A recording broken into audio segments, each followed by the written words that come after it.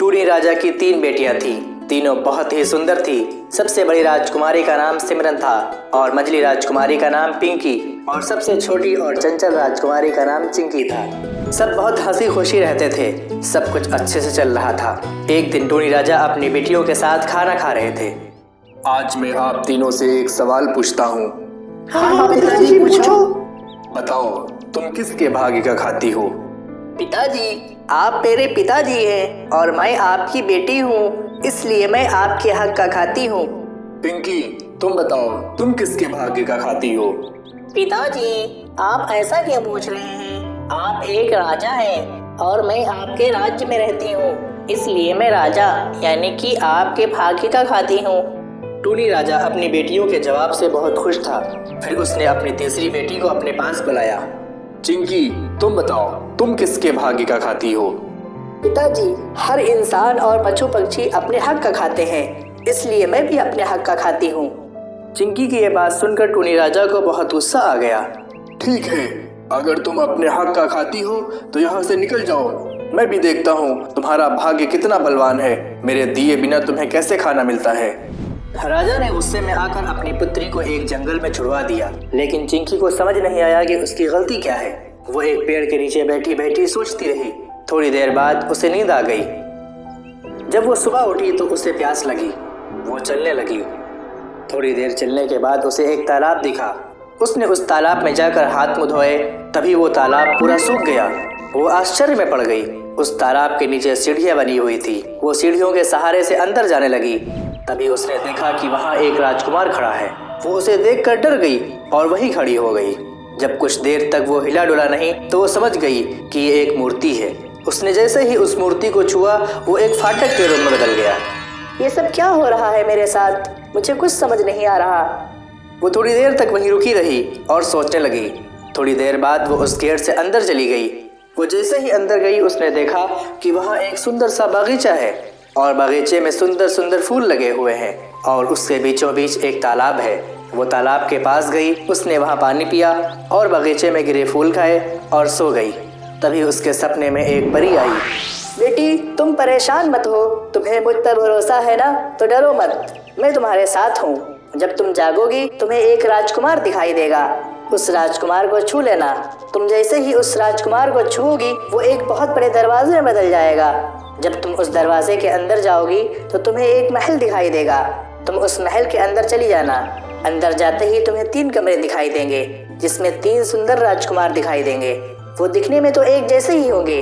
तुम उन तीनों को छूती हुई आगे बढ़ना। वो तीनों जाग जाएंगे। तभी तुम्हें एक कमरा दिखाई देगा। जैसे ही तुम उस दरवाजे को खोलोगी, तुम्हें वहाँ एक सुंदर राजकुमार दिखेगा और जैसे ही तुम उसे छुओगी, वो जग जाएगा। वो जैसे ही जगे, तुम उसके गले में फूलों का हार डाल देना। वही तुम्हारा पति होगा। इतने में चिंकी की आंख खुल गई और वो हड़बड़ा कर उठ गई। ये सब क्या हुआ? क्या वो सब एक सपना था? क्या सच में ऐसा होगा? चिंकी सोचती रही। थोड़ी देर में सूरज निकला। उसने बगीचे से फूल उठाए और उन फूलों से हार बनाने लगी। जैसे ही वो पीछे मुड़ी, एक राजकुमार दिखाई दिया। अरे, ये तो बिल्कुल वैसा ही हो रहा है जैसा कि परी ने मुझे सपने में बताया था। चिंकी ने राजकुमार को छुआ। वो एक दरवाजे में बदल गया। वो आगे चली गई। फिर उसने महल को देखा। वो महल के अंदर गई और 3 राजकुमारों को छुआ। उसके बाद वो कमरे में गई और उसने उस राजकुमार को छुआ और उसके जागते ही उसके गले में वरमाला डाल दी। राजकुमार ने अपने गले से वरमाला निकालकर उसके गले में डाल दिया। महल में शहनाई की आवाज आने लगी। दोनों ने विवाह किया। बहुत देर से चिंकी के मन में एक बात चल रही थी। मेरे मन में बहुत देर से एक बात चल रही है। मैं आपसे पूछूं? हाँ, पूछो। आप कौन हैं और वो 3 राजकुमार कौन हैं? ये क्या रहस्य है, मुझे बताइए। वो तीनों राजकुमार मेरे भाई थे। हम सबको एक हिरन ने श्राप दिया था। अनजाने में मेरे भाइयों ने हिरन का शिकार किया था, जिसकी वजह से वो दोनों बुरी तरह घायल हो गए और मरते मरते उन्होंने मेरे भाइयों को आजीवन सोने का श्राप दिया। जब मुझे ये बात पता चली, मैं भागा भागा वहाँ गया तो उन्होंने मुझे ये कहते हुए श्राप दिया, तुम्हारे राज्य में ये सब हुआ है, इसलिए तुम भी भागी हो। मैं उनसे माफी मांगने लगा। मेरे माफी मांगने पर उन्होंने कहा, मैं अपना दिया हुआ शराब तो वापस नहीं ले सकता। हाँ, उसका एक उपाय बता सकता हूँ। उन्होंने उपाय बताते हुए कहा, जब कोई सच्चे मन की चिड़िया तुम्हें और तुम्हारे 3 भाइयों को छुएगी, तुम सब वापस अपने हाल पर आ जाओगे। आज तुमने आकर हमें एक नया जीवन दिया है। राजकुमार की बात सुनकर चिंकी ने भी अपने साथ हुई सारी बात बताई और बताया कि किस तरह बिना अपराध के उसको दंड दिया गया और वो यहाँ तक पहुँची। राजकुमार ने उसे गले से लगा लिया और दोनों खुशी खुशी रहने लगे। थोड़े दिन बाद राजकुमार का राज तलब किया गया और वो राजा बन गया और चिंकी रानी। दोनों राज करने लगे। उनके राजा रानी बनने से उनकी प्रजा बहुत खुश थी। उनके राज्य में सब कुछ अच्छे से चल रहा था। लेकिन थोड़े ही दिनों बाद चिंकी को अपने माँ बाप की याद आने लगी और वो उदास रहने लगी। एक दिन, क्या हुआ चिंकी, तुम ऐसे उदास क्यों बैठी हो? मुझे अपने पिता की बहुत याद आ रही है। मैं उनसे मिलना चाहती हूँ। पता नहीं वो लोग कैसे होंगे। मेरी बहनें, मेरी माँ, सब पता नहीं कैसे हैं। मुझे उनकी बहुत याद आ रही है। मेरे पिताजी को भी शायद अपनी गलती का एहसास हो चुका होगा।